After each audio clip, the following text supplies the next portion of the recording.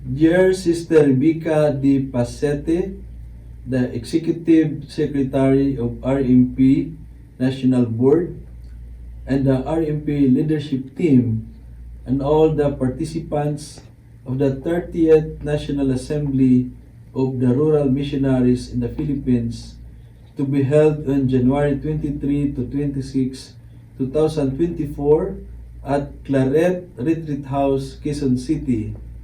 Magandang araw po sa inyong lahat. It is with great joy that I offer this solidarity statement, being the prior provincial of the Carmelite Philippine province of St. Titus Bransma, and as one of the liaison of the Conference of Major Superiors of the Philippines, or CMSP, and as your fellow co-worker in the vineyard of the Lord, especially to the poor, deprived, oppressed, and marginalized dwelling Filipino people. I firmly believe that the chosen theme of the 30th National Assembly is very timely and relevant.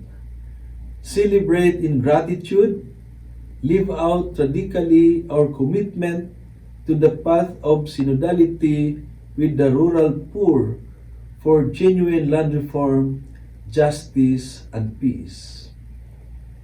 To be determined to undertake a most significant event at this time when grave challenges are at the doorstep of the rural missionaries of the Philippines is truly commendable.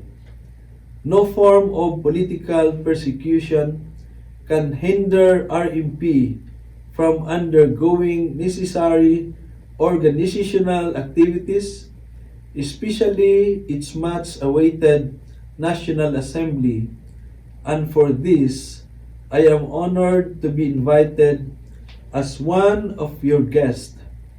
It is just unfortunate that I have already a prior commitment, but rest assured that I am with you in spirit. The Rural Missionaries of the Philippines is no ordinary organization in the country today.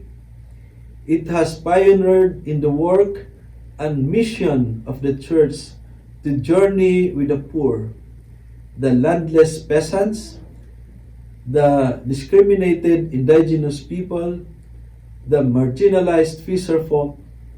It has also given birth to another trailblazing program, the Community Health-Based Program, or the CBHP, and for 54 years, it has implemented people-oriented development programs and provided social services to the least of our brethren.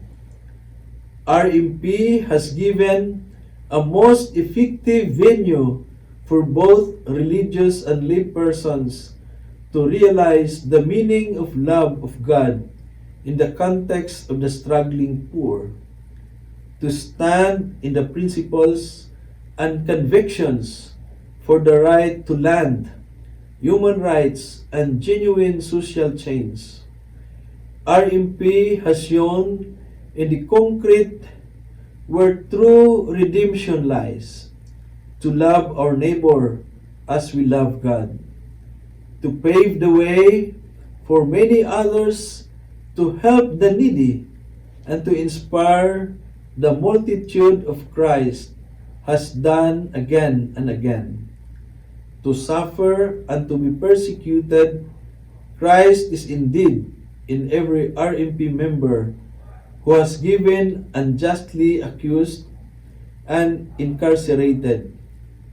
He is also present in every RMP member who has been vindicated by the people in the communities they serve, or in every RMP official who has been dismissed by the court.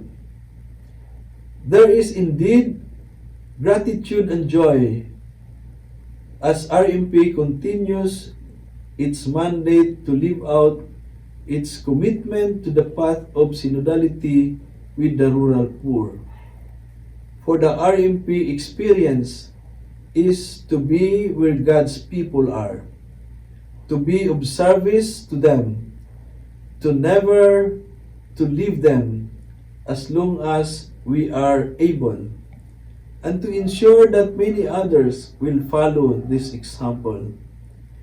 I therefore speak before you in solidarity for the noble mission that you have entrusted to each and every member of RMP.